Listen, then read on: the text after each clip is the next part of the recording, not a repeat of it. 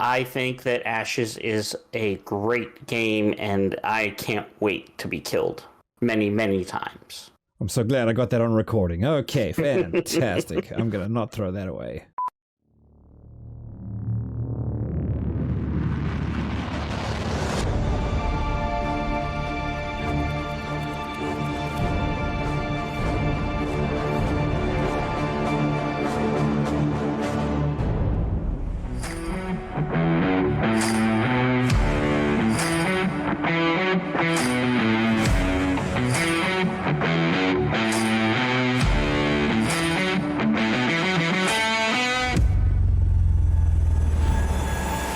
Welcome to Disparate Worlds, where an irresistible force meets an immovable object. I'm Mox, and this is Sechari, and we are comparing and contrasting the worlds of Pantheon, Rise of the Fallen, and Ashes of Creation.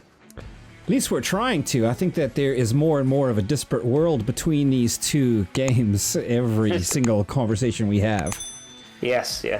Sometimes it seems that way, but, yes. You know, nothing is perfect. Yes, especially not Pantheon. So, and, you know, why? Why do you have to be so mean? Isn't that what we do? Last I checked, I thought that was what we did. So you're like stabbing me in the heart, man. Right, dude, man. I will get the stormtroopers to come after you, man. Yes. You know. See, look at this, man. My full Star Wars. You don't have. So there you go.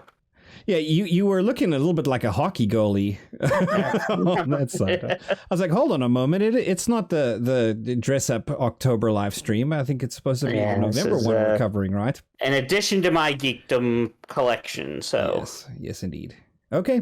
Yeah, so we got actually a chunk of stuff to discuss, right? Our former episode, or the last one that we did. By the way, congratulations on episode 50. We finally made it to 50. I feel like we should be at 100 by now. Haven't we been doing this for like 4 years? Right. Dude, we suck so much. Oh, goodness. Wait, we? Hey, I'm just like, I keep showing up and you just aren't available. I don't know why. Oh, yeah, whatever. So, our last episode, we covered some Pantheon news and just, things that have been going on there, but we owe Ashes some love. So that's what we're going to be working on this episode with a touch a little bit later in the episode on, one particular development in the Pantheon community.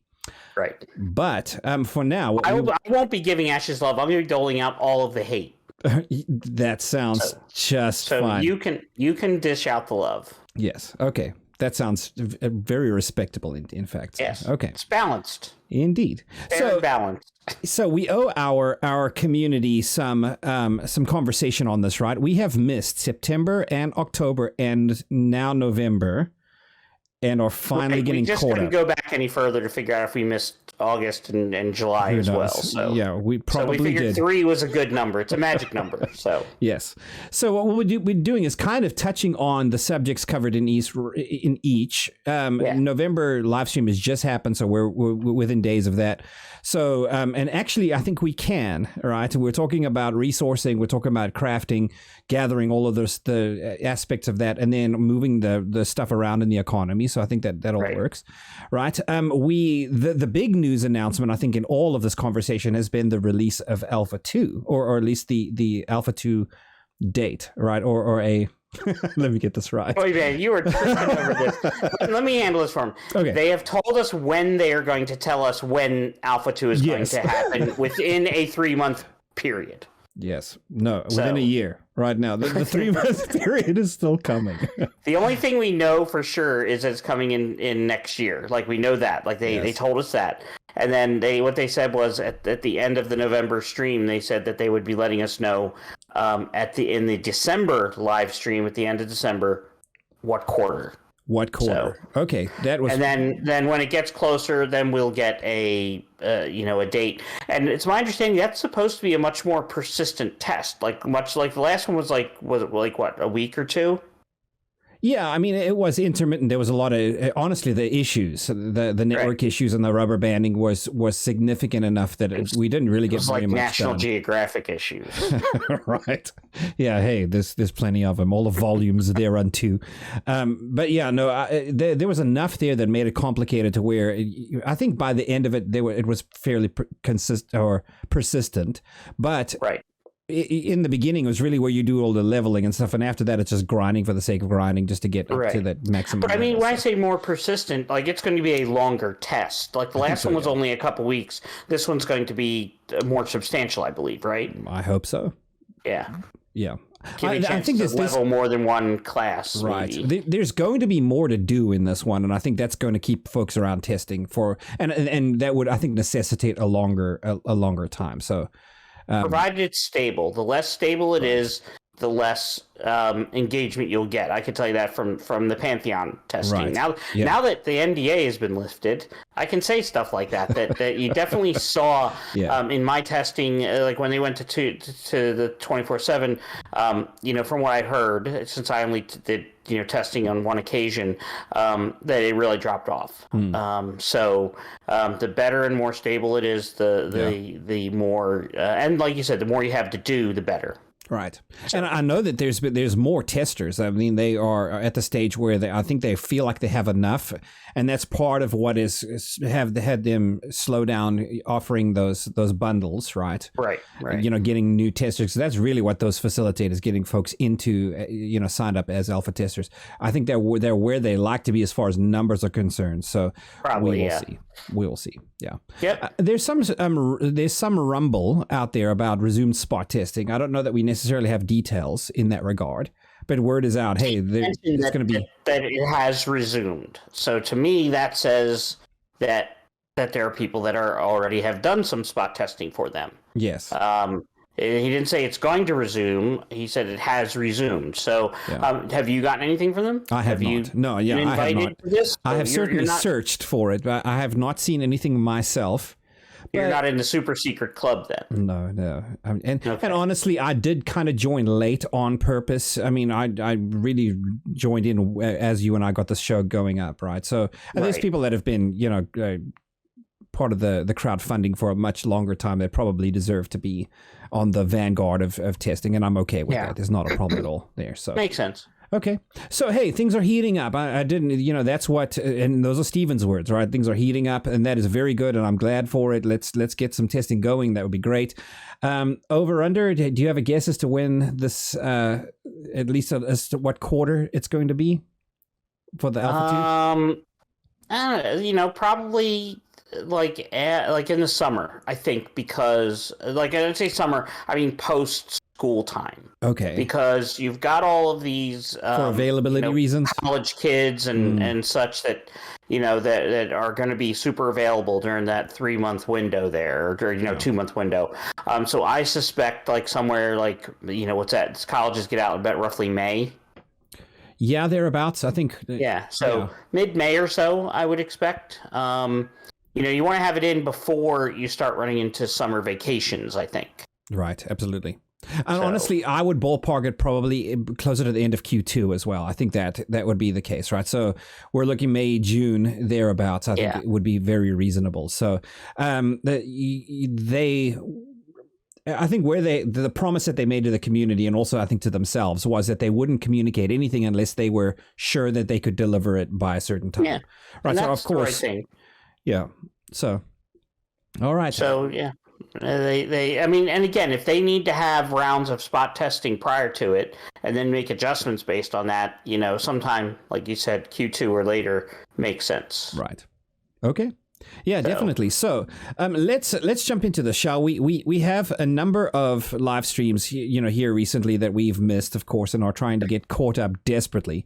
One of them was September, where they discussed events. You want to give us a quick summary as to what that was about? Yeah, it's basically you're roaming around doing your quest, or you're chopping down trees, or you're murdering other players, and you get notification that something is happening nearby. Very reminiscent of events in Diablo. Okay. Both Diablo 3 and Diablo 4 had events in the world, but they were very, I don't want to say static, because they had like various ones that could pop up in an area, but they were picking from a pool of certain events that can and maybe happen. based on a timer. Exactly. Based on timer, based on population and area, things like that. So it was dynamic in that sense, but I don't think it's quite the same thing. I think like with these events, the world state is going to be much more important in deciding what's going on, because they mentioned at the end of an event, if you're successful, it may continue on to a quest. Like an event might spawn because there's bandits in the area. So if you fail the event, right, another event may spawn, kind of a thing. Yeah. Right. And like, so the bandits are attacking some NPCs, and you have to protect them. You protect them, and then they say, "Hey, there's a bandit camp, to the west in the woods there. Can you go clear it out?" And then that starts a quest, and then clearing out the bandit camp will help the world state. So I think, at least from what I'm understanding on paper, it sounds very interesting. It's one of the more interesting game mechanics that Ashes have that I would say I would be looking forward to, especially if they're going to be different in each area based on the biome, based on what's going on, things like that. I think it'll be interesting. Right, absolutely. I'll tell you what it reminded me of was Guild Wars 2. Right, at Guild Wars 2, you'd be running around in the world, and there's some event that happens, right? So everybody who's in the area runs into this event, and then you do the event, whatever it happens to be. There's a world boss or something, and everybody does it. But they repeat. That's very much static. And like you're on a farm, you have to herd some cattle or kill some frogs or whatever. Right. Yeah. That was definitely running on a timer, and it's a much more simplistic. There's much more complexity as to what triggers the events. Right. It could be other events that trigger it. They may chain. Right. It may be that certain things happen in the world, or like the node reaches a certain level and that triggers it. A lot more complexity there. But the same mechanics in that here's the event going on, and I show up and I want to participate in it.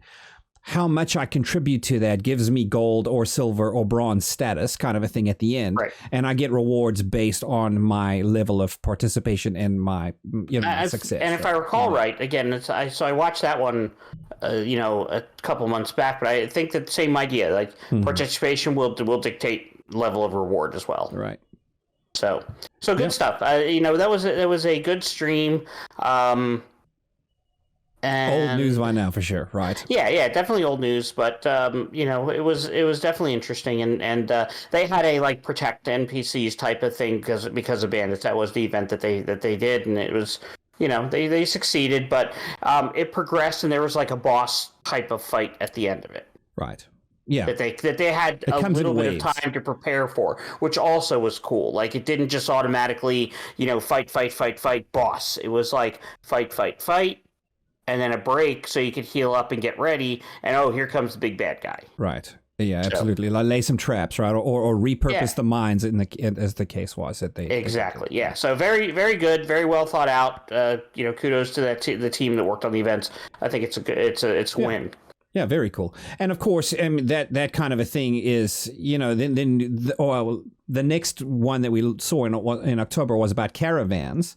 Right. And very good. We've seen caravans before, or at least heard talk of them. I think they said the last time that they've shown a caravan was way back like Alpha 1 or pre-alpha. I don't know. It's been a while, according to Steve. It has been a minute.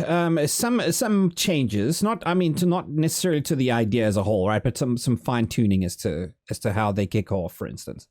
Right. Yes. The launching of the caravan, I thought that was the biggest change that I remember, because I remember Steven talking about how he'd be at the caravan. This is when he was showing off the caravansary in the summer, I believe. Mm-hmm. And he was talking about how you'd launch your caravan, then you'd be brought to like an overview of the node, like a map view, and you'd have to pick on the map like within a certain radius where you want to spawn it. And my thoughts were, well, how do I know what's going on there? Like, what if I'm putting it right in the middle of like a boss, like or an event, like, or whatever. So, or right in the middle of a bunch of people who are wanting to kill me. So It didn't seem to make a lot of sense, but they've revised that. Number one, for immersion, which is cool, and number two, for just because why would you spawn a caravan where you don't know what's going on? So now instead you get something in your inventory after you purchase your caravan and set it up with all of your upgrades. You know, you want faster wheels, you want more armor, things of that nature. And then you go out to the world and you click your item in your inventory and it pops up in front of you as a little green blob of supplies, and you place that on the ground, and then like in a minute or two, probably depending on how many upgrades you have, the longer it will take for it to spawn. Right. It'll be there, and then you have to hop in and drive, man. Get your GPS out, get your Google Maps, dodge the trees that may land in the road, right, and some of the obstacles that may dynamically show up. Yes, yeah, they had a tree across the road on their event, and I forget whether they said that was on purpose or if it just happened to be there, what the deal was. So all in all, the caravans were interesting. I was disappointed that they didn't show the other side of it. And this was mentioned, and I think they're going to showcase the attacking side, like, of a caravan in a future stream, whereby you get to see, like, what is it like to ambush a caravan. Right, and see, like, kind of what the obstacles you have to overcome in dealing with that. Like, how will you know where a caravan is, things, and tracking it, and then eventually attacking it. Right, absolutely. So that's moving these resources around, right? And then here in November, this most recent live stream, they got into the gathering and the refining, right? The actual crafting, an update on crafting and gathering and all of the things associated with that, right? So you can pair that well with the caravans, right? You go out there, you gather these resources, you refine them, you need to move them around to different markets, and then, use the caravans to do that. So right. What they showed was moving merchandise from one node to another, like things that were not available in node number 2, but were available in node number 1. Right. They were able to purchase them for like $1.50 and sell for 8 gold on the other side. And then I imagine they show up on that vendor's inventory. Right. So the markets are local, absolutely. Right. And you have to go brave the wilds and the bandits or whatever in order to access further markets, right? As opposed to players just traveling around because they've heard a node, on the other side of the map. It turns out to be. And there isn't fast travel on this, so it is inconvenient to have to travel to the other side of the map to go get an item that you want. So it makes sense, right? It incentivizes players to engage the market in this and actually move merchandise, inventory, refined items across the map. But what they showed was moving stuff from one NPC vendor to another NPC vendor. They didn't show moving player goods, which is essentially the same thing. But I still thought it's neat that you can go and you can move, for investing, it took them about a half hour or so, I think, to move, like, go from the one node to another. And they said that was the closest node, and they got 8 times, roughly somewhere between 7 and 8 times their money for that. So again, interesting, but I think the larger market is going to be the player-made goods, the player-refined things, right? Because you may need something in your node that, just like you said, just isn't available. So you have to get it moved there from somewhere else. And if it's a refining, a processing node, and that's what they do primarily there, right? It tends to be. They're going to want the input of those gathered goods. So if you're a gatherer out in the wild, to move those goods to that market means that it's available now for them to just go pick up and buy there, right? So I think it's the inputs to whatever the crafting or the processing or whatever is going on in that node is going to be good to have there because there's a market for it, right? So, but you're also, that's going to require you to do some market research there in that node and to understand here's what that kind of a thing is going to sell for here. Yeah. Despite the other competition and other people that are doing it, right? So I imagine also for the raiders, that's knowing that those are the inputs of something that's going to be going there. People are going to be moving those items there. That's so if you want that item, that's where you go raid the caravans. Yeah. So, and they did talk a little bit about the raiding side of the caravan. So wherein if a caravan gets destroyed, they said that it basically leaves a carcass, more or less, and then you can loot that carcass and get some of the items, or you can go and bring your own caravan to that spot and load it up and get. I want to say it was all the items that were on the caravan, but it might still be a percentage, but it'd be a much larger percentage in either case. Which, again, how long does that take? And how do you, they didn't show, how do you go and, bring an empty caravan? Can you launch a caravan that's empty and stop it in the middle and load it up? They didn't, so we don't know, how that works. Right. Again, so, not seeing the Raider side of it, it's difficult. Yeah, absolutely. Yeah, for sure. So now, on the topic of containers that move things, I'm very eager to touch on Tetris bags. I know this is a favorite topic of yours. You know that it boils my blood. Oh, yes. Anything I can do to get you... Raise my blood pressure? Absolutely. It's music to my ears. It's such a bad idea. Why would you limit bags to certain... shapes of objects? Any game I've ever played that has had this has eventually moved away from it. It just doesn't make any sense. Especially bags, again, they limit you. So you can't put, you can put other stuff in, maybe if it's if it fits in the slot. Right. If I have stuff that's 1 by 2, one tall, 2 wide, I can't put it in a bag that's got vertical slots. That's the idea. It's a limitation. Right, it's dumb. You don't like the limitation, but I think the limitation is the point. There's other ways to limit, though. You can limit by weight. You can limit by the number of slots. You can limit by stack size. There's so many other ways that you can limit to without creating forced complexity. Well, so I don't think it's necessarily forced complexity, right? So counterpoint to this, right?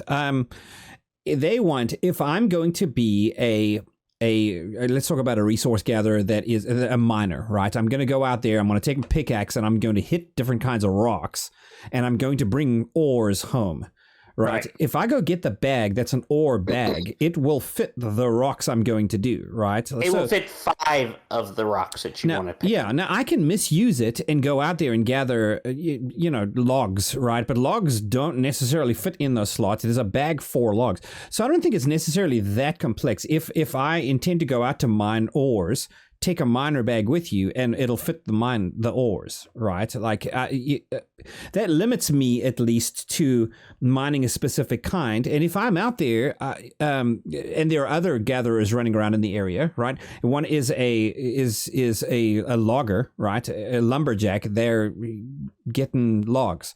And if I'm mining ores, we're not necessarily going to be competing for resources. So I think that's helpful to anybody out there running around on their own. And another thing, let me throw this point at you, right? One, I know the PvP aspect of this is something that makes you nervous. The notion that I can be out there gathering my ores and then somebody will come and will wipe me out and take all my stuff, right? Mm-hmm. If this is a person that's out there, instead of going to gather the ores, I'm going to go pick on people gathering the ores, and I happen to have an ore bag, then yes, that person's a threat to you. But if they're looking for logs and they see me out there gathering ores, that's going to deter them. I think there's a disincentivization. They will kill you anyway because they're filthy PvPers. Maybe. Maybe that's exactly right. Maybe a counterpoint, right? It may be that one that's out there for the purpose of gathering whatever ores that they can, right? They would be looking for ore gatherers to victimize. But here's the issue. Are you telling me there's only 5 types of rocks? No, of course. I imagine, of course, there's okay. This bag only holds 5 types of rocks. The one that we have a picture of. But it's also like a beginner bag in that tree, right? I think I would imagine, without having actually seen it, that the further you go down that tree, the more the bag that you can get at a more advanced level will fit the more advanced kind of rocks and will actually be able to carry more of that kind of rock. So I get it. I guess you have to trust that they're doing something like that, because if this is it, or even, again, as games expand, you get more and more things. then it just kind of comes a little bit ridiculous then. Right. I mean, I'm going to give this a shot in Alpha 2 and absolutely go as far as I can with it and test, does it fit the purpose, or is this stupidly inconvenient, right? Is there sense to this? And I'll as long as you're willing to be honest about whether or not it's needlessly inconvenient, I'll accept your judgment. Right. Because you should be able to stream it, so I should be able to watch you play at least some of it. Yeah, for sure. But you still do have that twitch.tv/Sechari, right? I do. It's out there. It hasn't been used in a while. I'm trying to figure out how to do it with an ultra wide monitor now. Do we have to? Do we have to add that to our link tree, which by the way has all of our socials and is linked in the description? Yes. Why not? You can go see some old clips that I've done while streaming. Why not? And again, maybe we'll hold off. Maybe we'll add it in once the alpha rolls around and you're actually active again. So right. No point. I will say for now, I am willing to accept their explanation that it is a method for limiting people and forcing them to specialize, which I like, right? Specialization is something that we didn't see anything of in New World, and for me, that killed the whole crafting and gathering aspect of New World. Right. In New World, everyone could do everything, so everyone did do everything. Right. It was just a matter of giving it enough time. Issues with their definition of specialization, though. When we talk about artisanship, we'll get to that, right? Because they have a skewed view of what it means to specialize. Okay. Yeah, I mean, but I do think that at least the notion. Let's talk about the notion of specialization, right? Forcing somebody to pick a profession that takes part in an economy that services other professions, right? Or that creates goods that are then used and hopefully used up, right? If you can only repair a breastplate so many times before it's worthless now, that creates an ongoing market and incentivizes all of this, but. So fair enough. Okay. All right. So they mentioned a little bit about surveying, and by the way, we probably will spend a little bit more time talking about the artisanship because that actually is something that is interesting. I think more so than the events and has more to it, more meat to it than the other topics that they covered recently. But they did talk about surveying, and they did bring up the dev that's working on that, brought up that he's a SWG guy just like you. I put that in the notes, yes. Galaxies. Yeah. Galaxies, that was probably my favorite aspect of Galaxies, right, was the surveying, was finding where those resources were and then finding the best resource at the right time of year that had happened, right, the best spot on the right planet. You'd go find that spot and then set up and go, the surveying was a minigame all unto itself, I think. And so I'm happy to see surveying come back in an MMO. I've not found that really in an MMO since. Yeah, satisfactorily. I mean, most of what you have is, show me on my map where the resources are and I'll go grab it. That's not really surveying. Yeah, or where someone else has done it for you, right? And you go to some website that will show you where the nodes happen to be, and they always respawn there, which is interesting because what that does is that creates where there's routes, for instance, right, where people understand that these things spawn along this route. If you just run this route, you can farm this resource the most. It creates farming where somebody will camp a node where they log in and pick it up and log out. It also creates bots, like a path for bots. Right. So some kind of dynamic spawning scheme where it happens in an area, but where in the area we don't really know. Right, it's good. Yeah, and bots, I agree.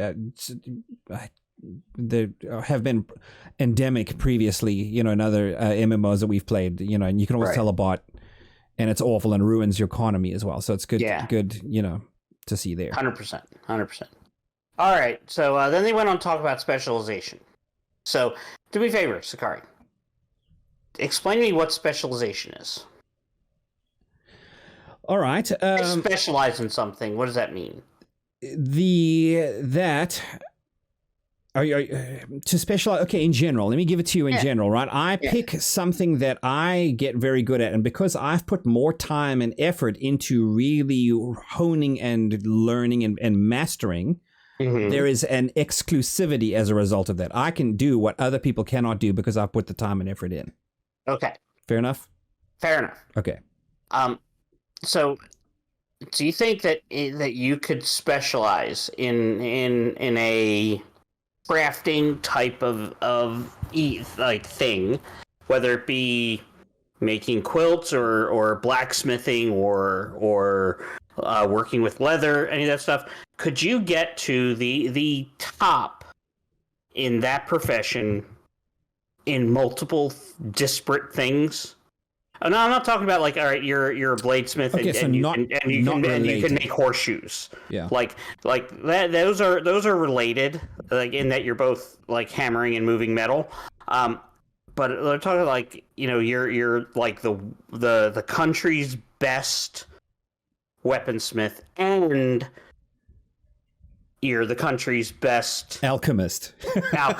Right. Yes, right. Yeah. Does that make sense? That does not make sense, and I hope that is not the implementation here. I don't think it is. But that's what they said it is. Everybody starts out as novices and everything, so anybody can go and pick plants and probably make a basic healing potion. Okay, fine. If I have to, I could replace a light switch. I'm not an electrician, but if I had to, I could do that. If I had to, I could probably look on YouTube and learn how to replace the fuel filter in my car. I'm not a mechanic, but I could probably manage to do that. Could I rebuild a transmission? No. Right. Okay. Yeah, absolutely. So you have to specialize in order to get there. Right. So then you can pick 5 that you can apprentice at. So, all right, I'm trying to figure out what I want to do. Okay, so 5 different things that I'm going to learn a little bit more about. I think we don't have enough information in this because I get your point. Journeyman at 4 things, master at 3, and grandmaster in 2. That's the last 3 are where I have my big issues. Well, okay, so consider it as like a pyramid, right? You're climbing the pyramid, right? You're saying, okay, there's multiple pyramids, right? They have all of the professions can do all of the different things, the crafting, the refining, and they can all do the basic tier. That's obviously known, right?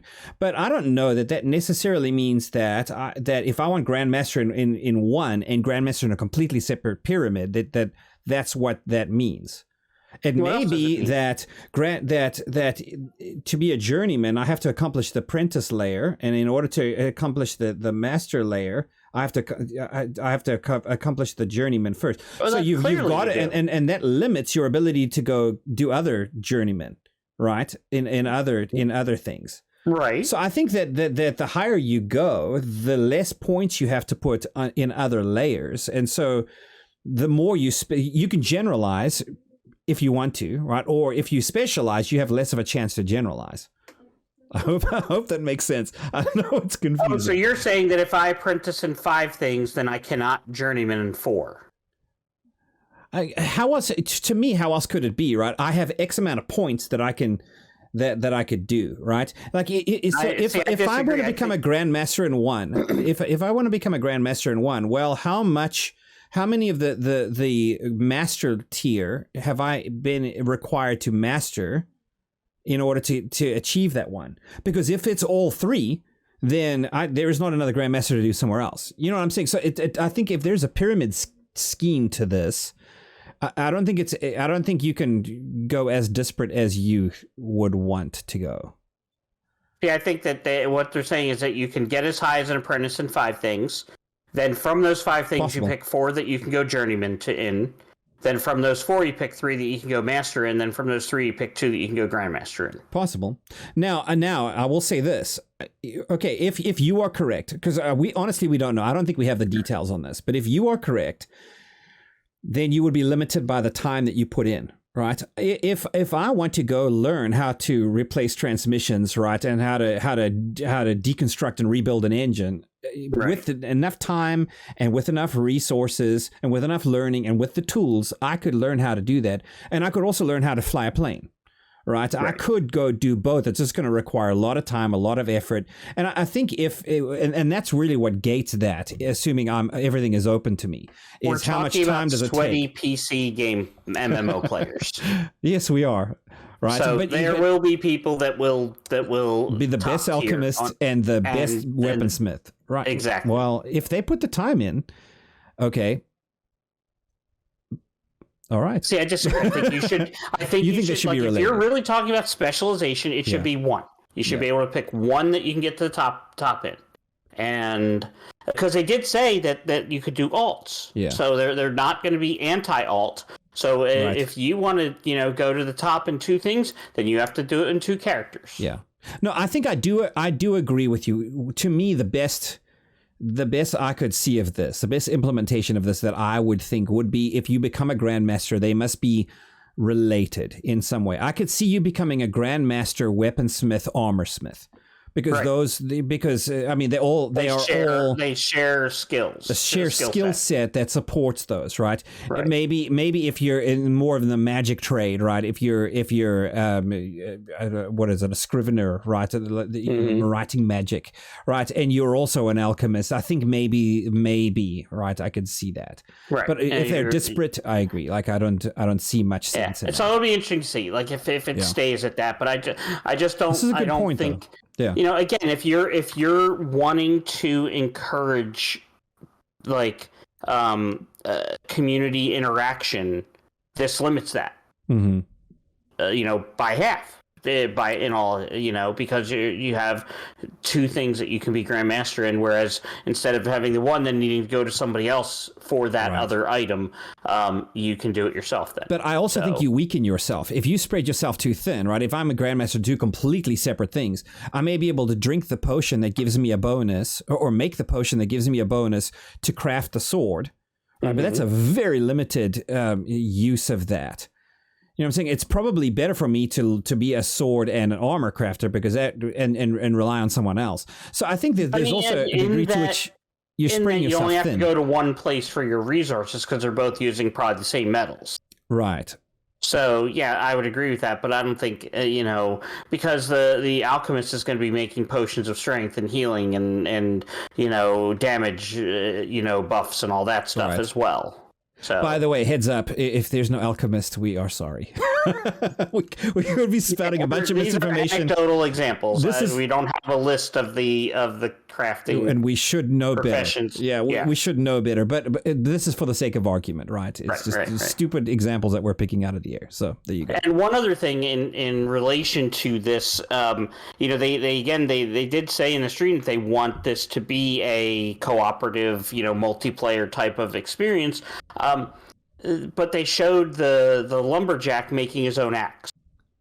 Okay. Shouldn't the smith be making his axe? And shouldn't the woodmaker be making the handle for his axe? Yes. The woodworker? I mean, like, I think that would make sense, right? But like the first one should be given by a quest. Like you go and do this, and here's your basic tool. Now go out and find other artisans to make your tool for you. So you make the tool, right? Like, so if you're a lumberjack and a high level lumberjack, it may require an epic wood and an epic, axe head, right? And you are the one that assembles that, but that doesn't necessarily mean that you've supplied the wood and you've supplied the axe head, right? They make it come from a smith and a woodworker, right? So I think that the creation of those materials, if you just assemble it. Right now, I don't have an issue with assembly. I have an issue with you doing it all yourself. Right. Because why would an alchemist, know how to make a blade to cut plants? Right. And I can see some sense in that. This was already a piece of Alpha 1. I mean, getting out there and playing with the crafting. Yes, you would make your own sickle. You would have to upgrade your own sickle if you were going to go do that. Right, you had to grind it. I mean, the rudimentary concept of this was already out there in Alpha 1. Right.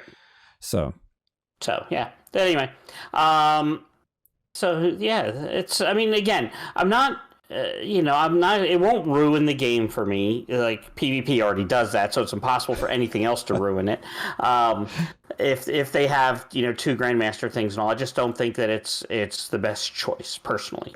From where I stand. Yeah. No, I think one Grandmaster per character, I think would be... Now, what is exactly is if it's Grandmaster of weapon crafting, then okay, that one is enough, I would say. right?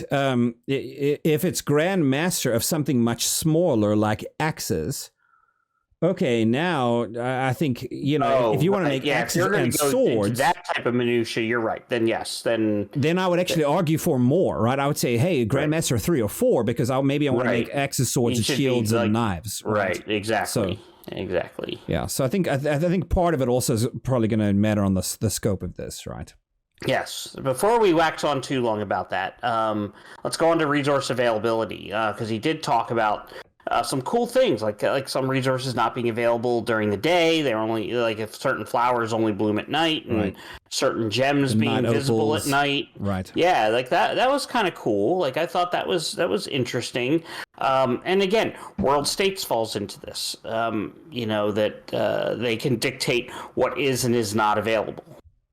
Right. So we had just spoken about events a little earlier, right? Where an event triggers, and during that event, there's a resource that may be available that is not available any other time, right? So you have to figure that out, or when you see that event, go gather what you can during that event. And that may be, and it's not just resource availability, it may be scarcity as well.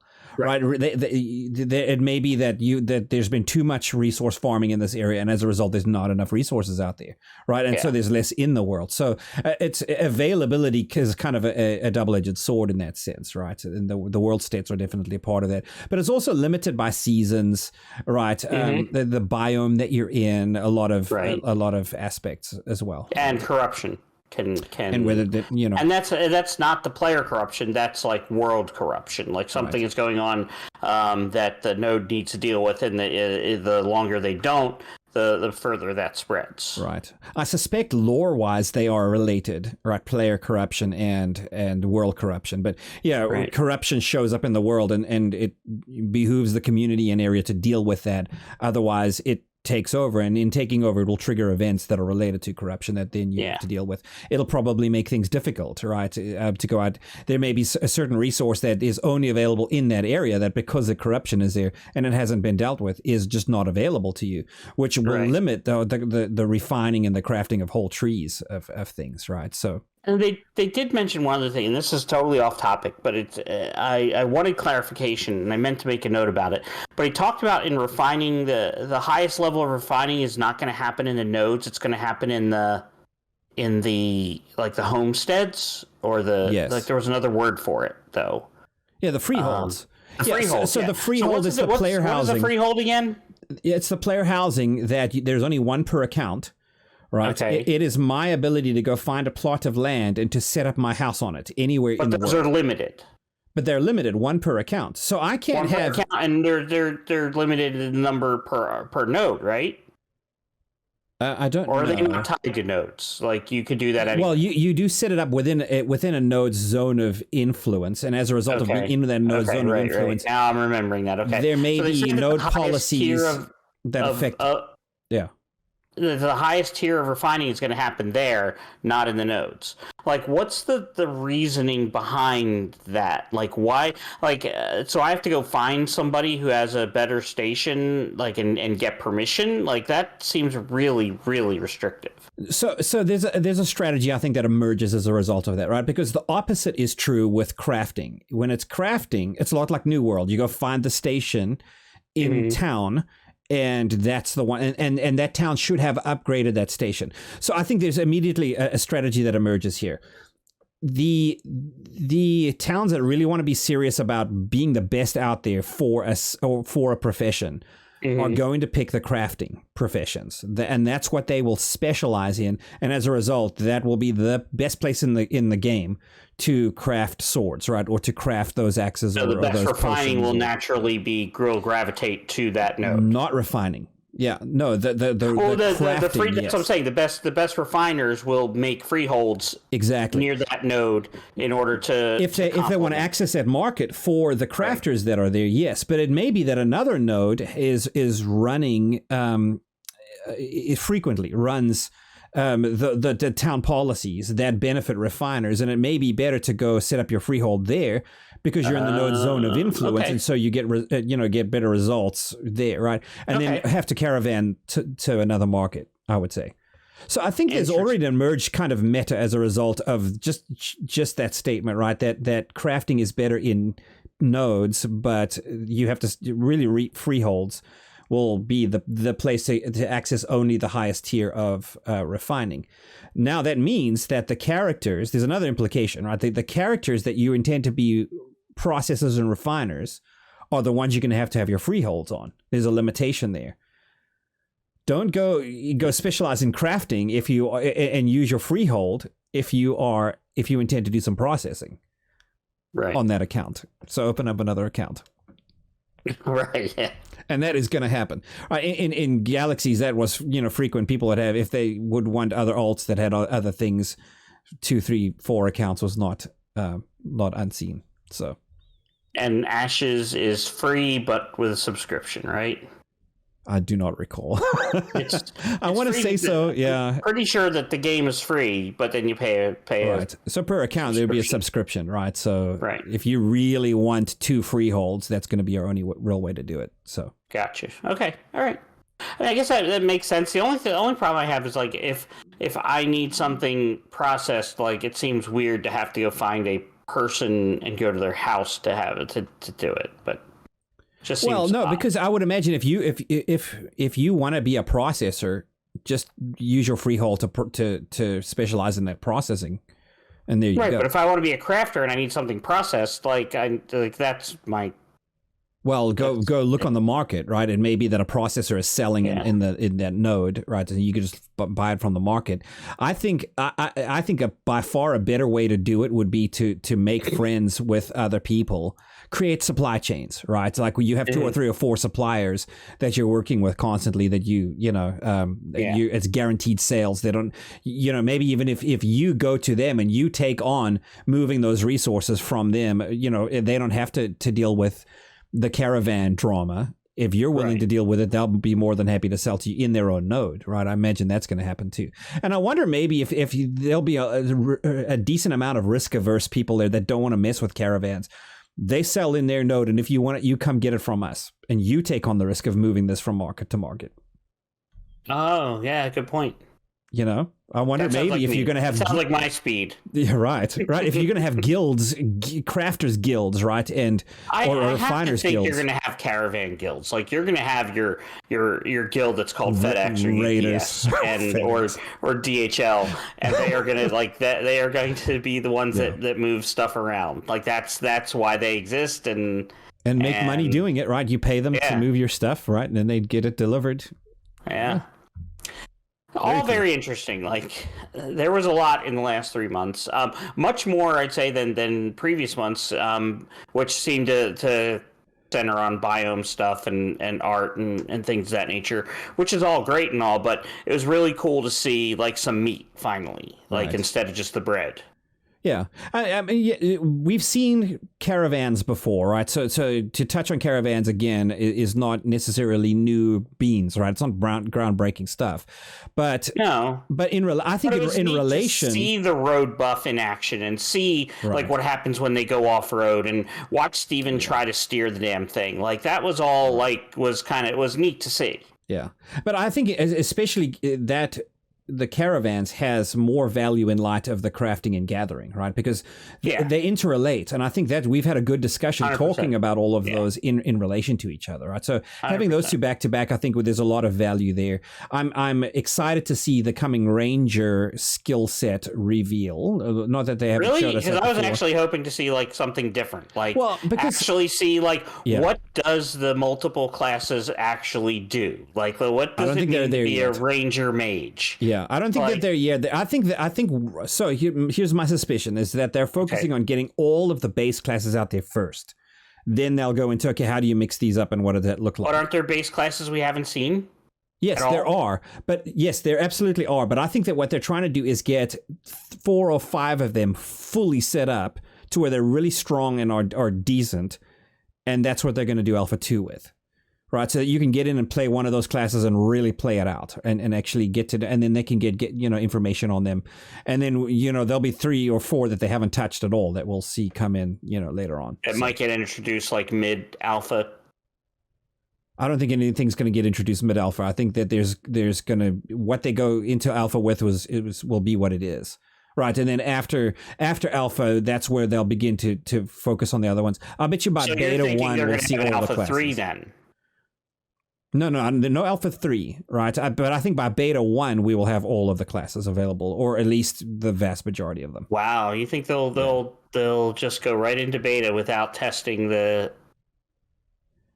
I don't know. All the classes. That's it may be something that it may be by beta 1 they'll have all the classes and be starting to flirt with that, with the dual classes.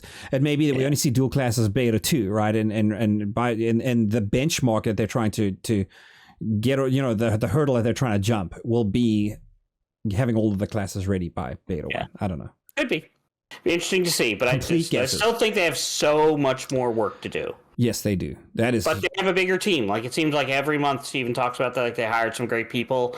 I know that there's been a lot of layoffs in the gaming community. So hopefully some of those people have found their way to Intrepid. Right, absolutely. I mean, like, it's a buyer's market right now as far as talent is concerned. I'm hoping they're picking up some of the best people. So that's good to hear. True story. All right, let's wrap this up.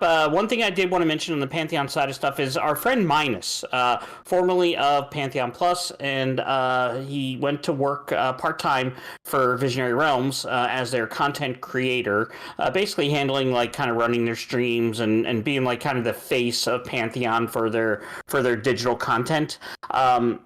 He saw, like, an upsurge in his main job, and he has left Visionary Realms, and I'm going to miss him because he brought some really cool stuff to the, like, kind of the streams and like, I saw his from when he joined. I think he was there about maybe about a year and a half or so, maybe 2 years.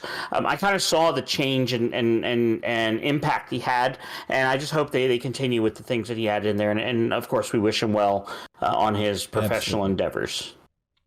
Absolutely, and I hope that pretty soon things will die down and kind of reach a steady state so that he's able to re-engage. I would hate for the community to lose Minus. You know what I'm saying? I want him to stick around. I honestly hope that he shows back up, at Pantheon Plus. Give it some time to shake out, right? But I would hate for him to not be around. So I'm looking forward to seeing him show back up. We do have a link to the like his announcement, kind of his, like, farewell letter that links to their Discord. So check that out if you are interested in seeing more about that. As I mentioned earlier, our link tree is below. That has all of our socials on it. Check that out and find us in all of the socialization places. Indeed. Yes, indeed. Definitely want to say as well, while we're at it, help us out here on YouTube. Anything that you can do to help us speed this episode along. This has been a long one. I get it. So, but at least now we're caught up, right, Mox? We're not lagging behind in any regard. We're on track to get to fall behind again. Yes, absolutely. So now that we have published 2 episodes and gotten caught up, and they're reasonably close to each other, see you in 6 months. Right. Hey, happy holidays, everybody. Whatever you celebrate, I hope you get to enjoy time with your friends, your family, your coworkers, whoever.